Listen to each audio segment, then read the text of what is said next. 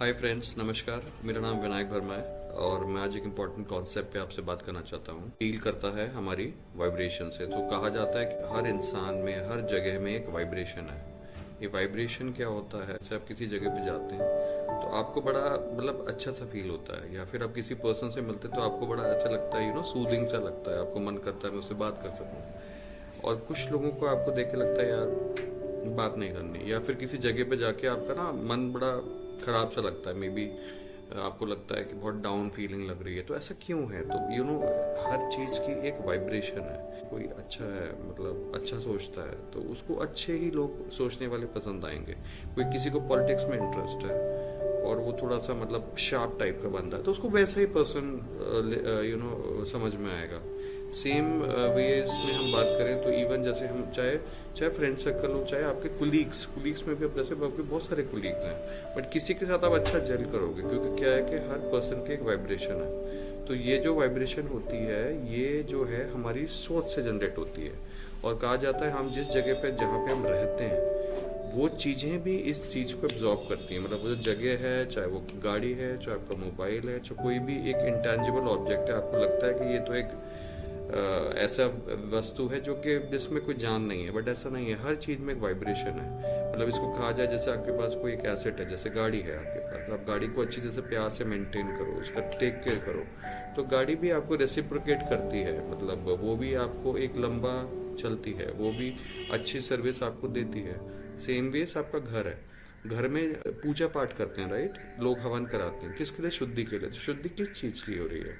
तो शुद्धि बेसिकली जो हो रही है वो आपके जो एक नेगेटिविटी घर के अंदर है उसको हटाने के लिए, राइट? जो हमारी ये वाइब्रेशंस की हम बात जैसे जो कर रहे हैं, आते कहाँ से? तो ये हमारे मेंटल साइकी से आते हैं। एक एक्सपेरिमेंट हुआ था, ये जापान में हुआ था।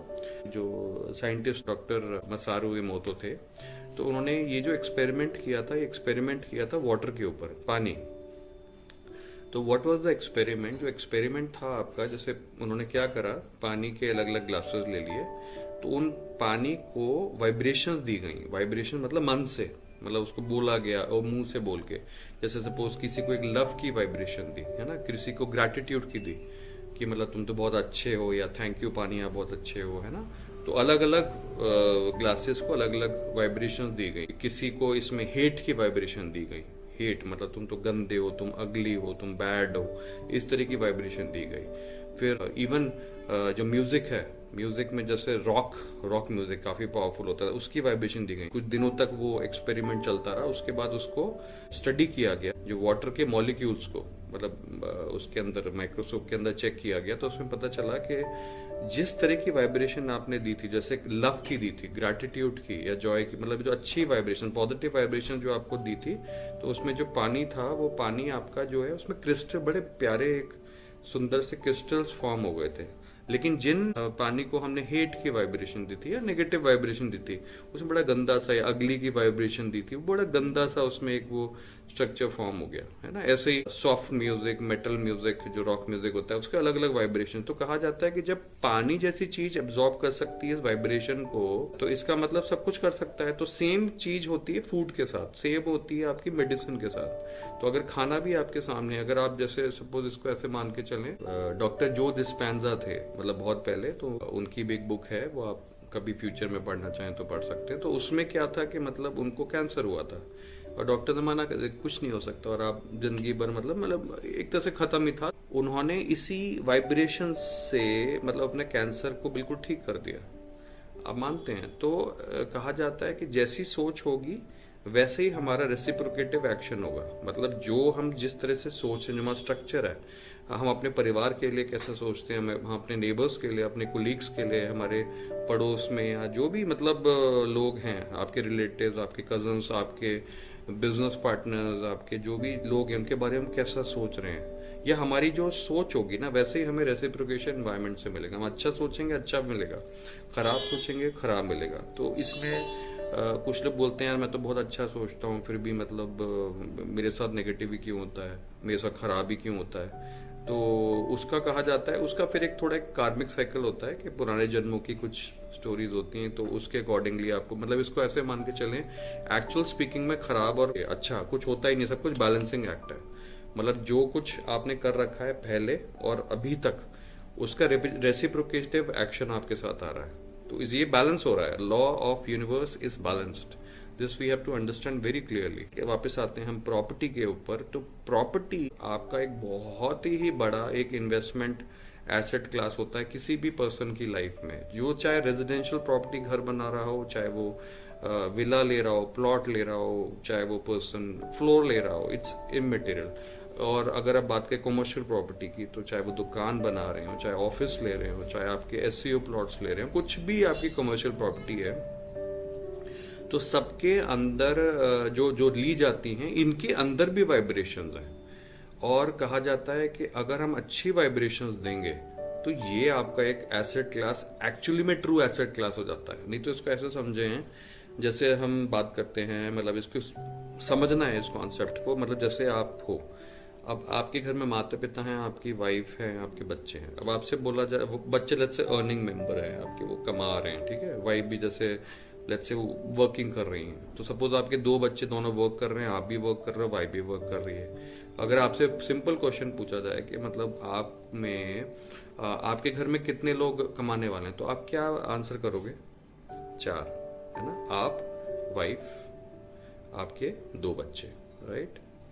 अगर पेरेंट्स की कोई पेंशन आ रही है उसको भी मान सकते हैं, चलो 5वीं इनकम वो भी होगी। बट कहने का तात्पर्य ये नहीं है। मतलब इससे ज्यादा भी एक ऐसा एक पर्सन है जो बहुत इंपॉर्टेंट है, पर्सन बोलूं या एसेट बोलूं, आपकी लाइफ में बहुत इंपॉर्टेंट है, जो आपको कमा के दे रहा है। अब आप बोलोगे कैसे कमा के दे रहा है? फॉर एग्जाम्पल आपका घर है, आपने घर जिसमें रह रहे हो, क्या वो आपको कमा के दे रहा है? But of course not. हाँ, आपका रेंट बचा रहा है। अगर आप कहीं बाहर रह रहे हो तो रेंट बचा रहा है आपका, उसमें कैपिटल एप्रिसिएशन भी हो रहा है। बट क्या आपको इनफ्लो कुछ आ रहा है? नहीं आ रहा। तो कहा जाता है कि मतलब इसी कॉन्सेप्ट से कि किसी घर के अंदर जब आप रहते हो, तो जैसे हम हवन करते हैं, पूजा करते हैं, ठीक है, हम कहते हैं कुछ नेगेटिव है, कुछ अच्छा सा इसमें हम मतलब पूजा पाठ कर लें, कुछ शुद्धि कर लें, है ना। क्यों करते हैं? क्योंकि नेगेटिव वाइब्रेशन को हम काट रहे हैं।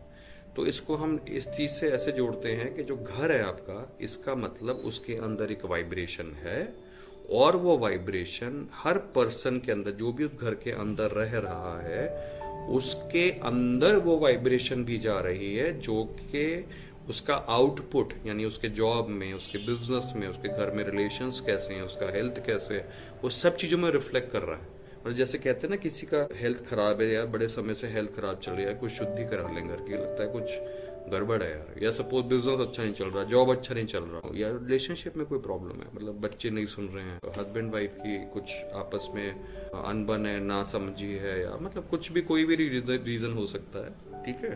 तो कहा जाता है कुछ गड़बड़ है, कुछ एक मतलब अलग अलग लोग अलग अलग उसका नाम देते हैं कि कुछ बैड एनर्जी है, कुछ लोग बोलते हैं कुछ प्रकोप है, मतलब आत्मा का प्रकोप है, वट एवर यू नो, तो उसके लिए शुद्धि की जाती है। तो समझने वाली बात यह है कि वाइब्रेशन को हाई रखना बहुत बहुत बहुत इंपॉर्टेंट है, क्योंकि वाइब्रेशन अगर अच्छी है, वो डिवाइन है, वो पावरफुल है, वो स्ट्रांग है, तो आपका आगे बढ़ना निश्चित ही है। चाहे वो आपके बिजनेस करियर में हो, जॉब में हो, आपके हेल्थ में हो, आपके रिलेशनशिप में। और अगर वाइब्रेशन खराब है तो आपका कहीं ना कहीं कुछ ना कुछ दिक्कत रहेगी, राइट। तो मैंने जैसे क्या बोला था एग्जांपल के केस में, 4 लोग कमाने वाले हैं, एक्चुअल में जिस घर में आप रह रहे हो, राइट, वो घर भी आपको एक एसेट ही है, क्योंकि वो ऐसी वाइब्रेशन जनरेट कंटिन्यूसली कर रहा है आपके पूरे परिवार के लिए, जिसमें आपके माता पिता, आप, आपकी बीवी, आपके 2 बच्चे, जो 6 लोग रह रहे हैं, उनके ऊपर भी वो वाइब्रेशन जनरेट कर रहा है। यानी इसको एग्जांपल हम तोड़ के अगर देखें, जैसे माता पिता ओल्ड हैं, सपोज कोई बीमारी आनी थी, तो अगर वाइब्रेशन घर की पॉजिटिव है, तो वो बीमारी या तो लाइटर फॉर्म में आएगी, या वो थोड़ी सी बाद में आएगी, राइट। या अगर कोई चीज, किसी को भी, माता पिता नहीं बोलते, मतलब बीमारी तो किसी को भी आ सकती है, बच्चे को आ सकती है, आपको आ सकती है, वाइफ को आ सकती है। तो अगर जो मेरा कहने का तात्पर्य है, अगर वाइब्रेशन स्ट्रांग है, अगर आपने अपने घर को चार्ज कर रखा है, अगर एक एक कॉर्नर चार्ज है, तो आपका 100% है कि जो भी चीज आएगी, या तो आएगी नहीं पहली बार, नहीं तो लाइटर फॉर्म में आएगी, और अगर आ भी गई तो उसको भी काटने के तरीके हैं, वाइब्रेशंस के थ्रू कैसे उस चीज को काट सकते हो। लेकिन इस सब की शुरुआत होती है फर्स्ट इंटेंशन से। मतलब अगर सपोज आपके माता पिता का ही घर है, आपने फर्स्ट टाइम खरीदा है, आप उसमें रह रहे हो, या सपोज कोई पहले रह रहा था, किस वाइब्रेशन से वो खरीदा गया था, किस वाइब्रेशन से वो उसकी इन्वेस्टमेंट की गई थी, दुख में की थी, सुख में की थी, कंपल्शन में की थी, परेशानी में की थी, हाय हाय करके की थी, या बड़े एक इंजॉय के मोड में करी थी। ठीक है, वो वाइब्रेशन उस घर के अंदर एब्जॉर्ब्ड है। तभी तो कहा जाता है, जैसे आपने सुना होगा, कुछ लोग, जैसे आपने सुना, बहुतों के केस होते हैं कि जैसे लोग बोलते हैं, यार मैं जब से इस घर में आया हूँ ना, मजा आ गया यार, बड़ा लकी रहा है घर मेरे लिए, मतलब मेरी तो जॉब है वो तो बहुत सही हो गई यार, या मेरा बिजनेस बहुत अच्छा हो गया। जैसे कुछ लोग बोलते हैं, आज मैंने घर चेंज किया है, पता नहीं यार क्या दिक्कत है, समझ ही नहीं आ रही यार, वाइफ के साथ हर वक्त दिक्कत, वाइफ के साथ हर वक्त दिक्कत, या बच्चे सुनते नहीं है, तो मतलब वहां पे नेगेटिव वाइब्रेशन, पहले केस में पॉजिटिव वाइब्रेशन है। ऐसा नहीं केवल रिलेशनशिप की बात हो रही है, जैसे कहा जाता है हमने घर बदला, अब घर बदला यार, उसमें यार मतलब ऐसे कभी कुछ बीमारी, कभी कुछ बीमारी, कभी कोई बीमारी, क्या है, तो ये नेगेटिव वाइब्रेशन का एक प्रॉब्लम है वहां पे, राइट। तो उसको ठीक करना बहुत बहुत बहुत इंपॉर्टेंट है। तो उसका कहा जाता है, देखो सपोज आपने सेकेंड हैंड घर खरीदा है, मतलब किसी से खरीदा है, मतलब रीसेल में आपने घर खरीदा है, तो पुरानी वाइब्रेशन जो रह गया ना उसमें 100% मान लो वो वाइब्रेशन उसके अंदर एब्जॉर्ब्ड है। अब आप आओगे अपनी वाइब्रेशन को लेके, बट पुरानी वाली एकदम से नहीं निकलेगी, उसका इम्पैक्ट रहता है। तो इसलिए कहा जाता है रीसेल प्रॉपर्टी जब भी आपको बहुत सोच समझ के आपको खरीदनी है, और खरीदने से पहले क्या वाइब्रेशंस आपको जनरेट, उसके प्रोसेस हैं। अगर आपको कोई नया प्रोजेक्ट खरीदना है, प्री लॉन्च में, या कोई भी नया लॉन्च प्रोडक्ट आया है, तो जब आप प्रॉपर्टी खरीदोगे तो आपको कैसे सोचना है, क्या वाइब्रेशन जनरेट करनी है, उसके कुछ रूल्स हैं, उसके कुछ टूल्स एंड टेक्निक्स हैं, वो आपको करने ही हैं। इसको ऐसे समझते हैं, सपोज आपने कुछ नहीं किया, मतलब जैसे प्रॉपर्टी कैसे खरीदी जाती है, जैसे अरे यार मैं सोच रहा हूँ कुछ इन्वेस्टमेंट कर लूँ, चलो ठीक है यार, वो किसी कंसल्टेंट से मिल लेते हैं, वो हमें हेल्प कर देंगे। तो मतलब आपने उसको चेक दिया, अब आप सोच रहे हो यार क्या प्रॉपर्टी सही है, क्या डेवलपर सही है, क्या कंसल्टेंट सही है, मतलब वो ब्रोकर सही है नहीं है, आपके मन में क्या थॉट्स चल रहे हैं। तो इसका मतलब आपने वाइब्रेशन तो स्टार्टिंग में बड़ी हिली हुई सी दी हुई है ना। तो कहने का तात्पर्य, अगर सपोज आपने 5 करोड़, 2 करोड़, 1 करोड़, 50 लाख, 100, 10 करोड़, कोई भी आपने प्रॉपर्टी खरीद रहे हो, जब आप किस इंटेंशन से आप खरीद रहे हो, उसका बहुत बहुत बहुत बहुत बड़ा इफेक्ट आपकी लाइफ पे आना है। अब आप बोलो, अगर सपोज मैं इन्वेस्टमेंट ही कर रहा हूँ, मैं तो ऑलरेडी अपने घर में रह रहा हूँ, मैं तो एक इन्वेस्टमेंट कर रहा हूँ, 100% आएगा।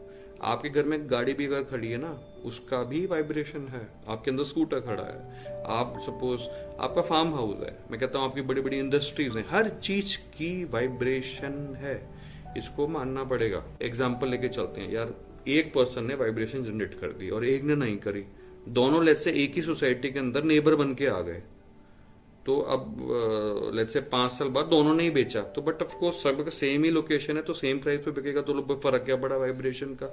अरे इसका एग्जांपल मैं समझाता हूँ। सपोज आपने 1 करोड़ की प्रॉपर्टी खरीदी, दोनों ने 5 साल बाद दोनों ने बेची, लेट्स से वो बिक गई 2.5 करोड़ की, या 2 करोड़ की, या 1 करोड़ 80 लाख की बिक गई।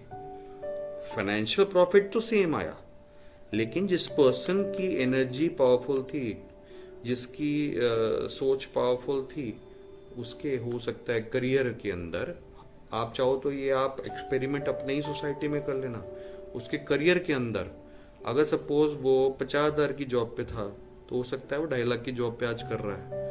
अगर वो 2 लाख की जॉब पे था, हो सकता है 10 लाख की जॉब पे कर रहा है। अगर वो बिजनेस कर रहा है, जैसे उसका बहुत समय से 2-2.5 करोड़ की रेवेन्यू आ रहा है बस, या नेट इनकम 2-2.5 करोड़ की है, तो उसके बाद over a period of time vibration generate करने 5 साल बाद प्रॉपर्टी जब बेची, तो वो शायद 10 करोड़ पे बैठा हुआ है। और दूसरा वाला लेट्स से वो बिजनेसमैन है या वो जॉब कर रहा है, वो अगर जैसे 1 लाख पे था, तो आज वो 1.25 लाख पे है, या 1.5 लाख पे है। या अगर बिजनेस में सपोज 50 लाख कमा रहा था, हो सकता है 70 लाख पे है।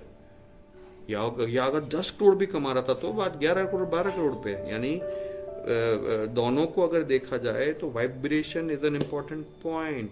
इसको ऐसे समझते हैं, हमारी जो सोच है उसकी एक फ्रीक्वेंसी है, हर सोच की फ्रीक्वेंसी है, ये फ्रीक्वेंसी बहुत इंपॉर्टेंट है।